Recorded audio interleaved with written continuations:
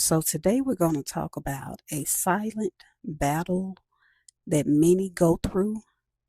Most times we don't have verbiage for the feelings and the emotions that we are feeling while we're going through this particular thing.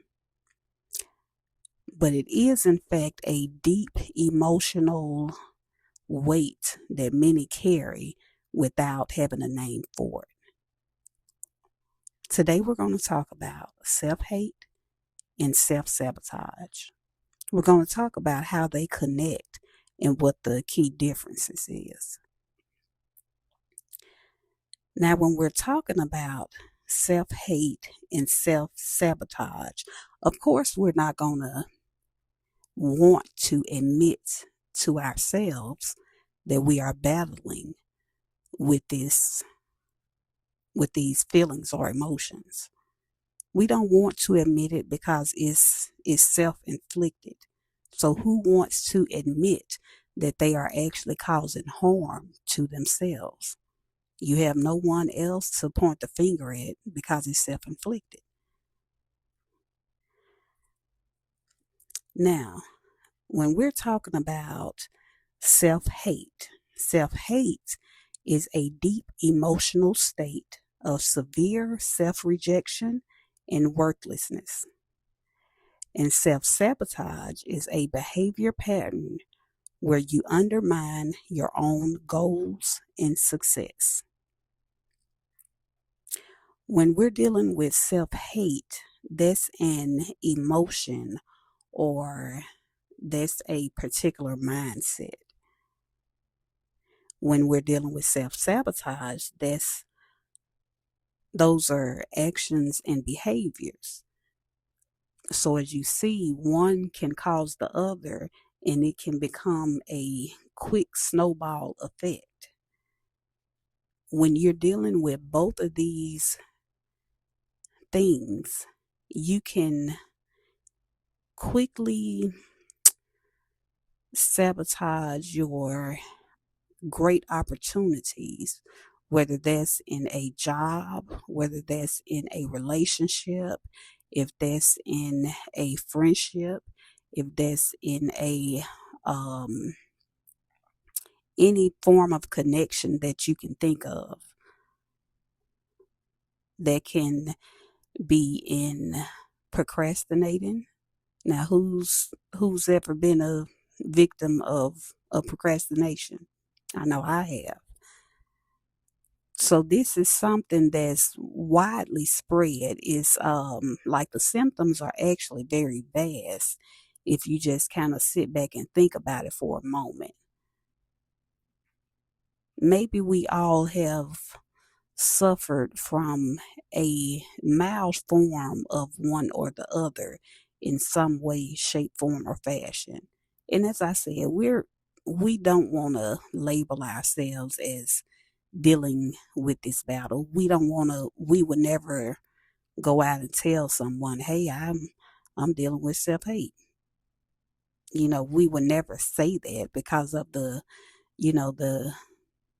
term hate itself is so taboo. If you hate something, then that's so harsh. It sounds permanent. It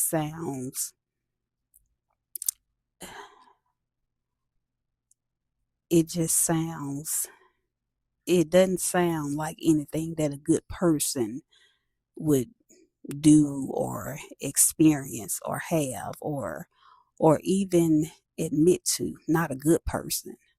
So we all want to claim to be good people, and a good person would not battle with self-hate. A good person would not battle with self-sabotage. So most of us think. That's the way that most people think. But many people, maybe someone that you know, maybe someone that you are sitting beside at this moment, maybe 50% of the people that are in the room that you're in, maybe someone that is in your household. And as I said, you may not call it that or they may not call it that.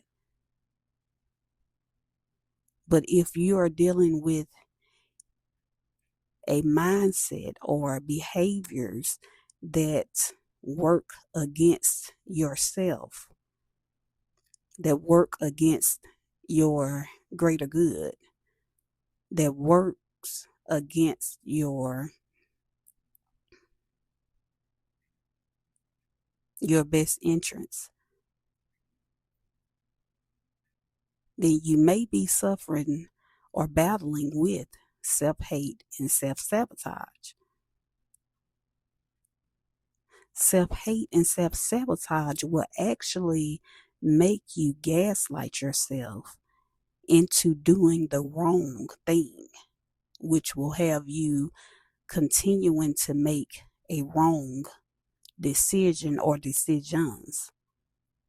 When you make one wrong decision, in order to gaslight yourself into thinking that that was the right decision, you will make a whole line of other bad decisions just to co-sign the first one.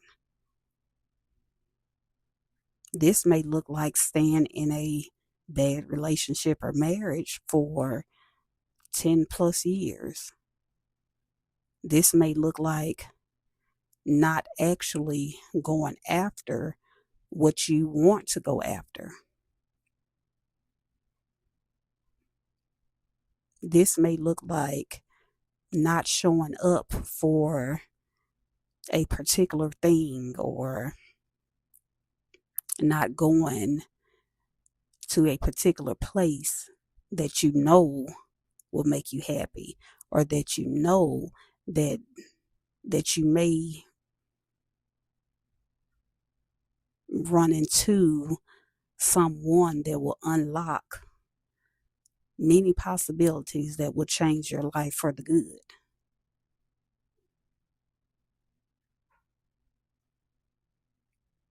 If you or anyone that you know are dealing with things of that nature, you or them may be dealing with self-hate or self-sabotage.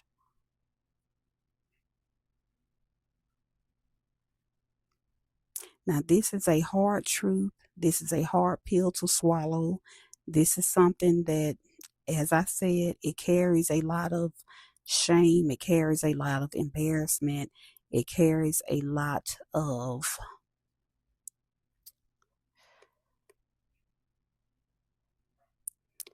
it just carries the emotions and the feelings that you don't want to admit it. You do not want to admit things of this nature.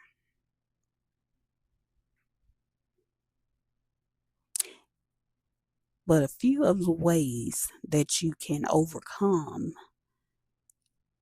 these these feelings and emotions, these actions, a few of the ways that you can overcome it.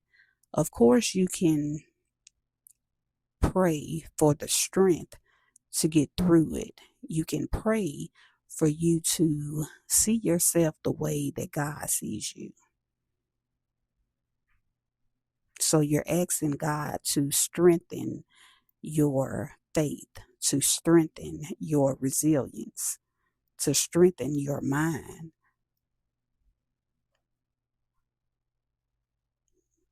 to clean your mind and your heart of any resentment, of any self hate, of any self sabotage, of any unforgiveness, even if you need to forgive yourself.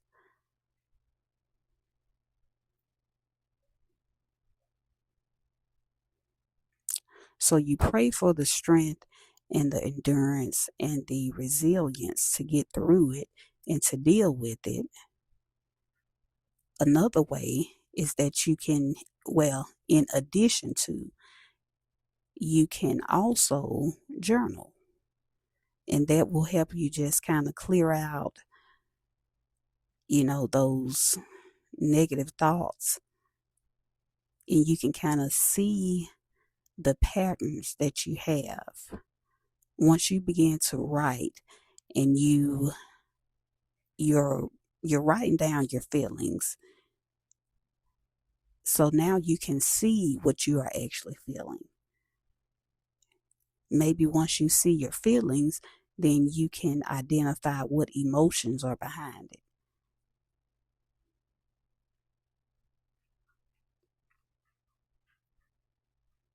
Once you pray, once you do your journaling, you can also work on your level of self love. Both of those things, of course, will help in your to recognize and to understand and to strengthen your level of self love. I have resources that can help you out with all three of those things. I have a 30-day journal, Edify My Soul, a 30-day journey of transformation that's available on Amazon. I also have a workbook, Mastering Team Me, a journal for mastering the art of healing and self love that's also available on Amazon. And I will have the link down below in the description. But self hate and self sabotage are things that many battle with. These are things that you may not even have the right words to claim it or to even recognize that that's exactly what's going on. So this is a hard truth. This is a hard pill to swallow. This is something for you to just kind of listen to it now, kind of let the words simmer in your mind and in your heart for a moment and see if this resonates with you. If it does, then follow those instructions, get those tools and resources, and pray for the strength. If it doesn't resonate right now, you may want to come back and listen to it again. Because, like I said, that even if it's not you that are suffering from these things, you may know someone that are. And maybe you can help a friend. Maybe you can help a loved one. But these are just some things to think about. So until next time, stay vigilant and let love lead.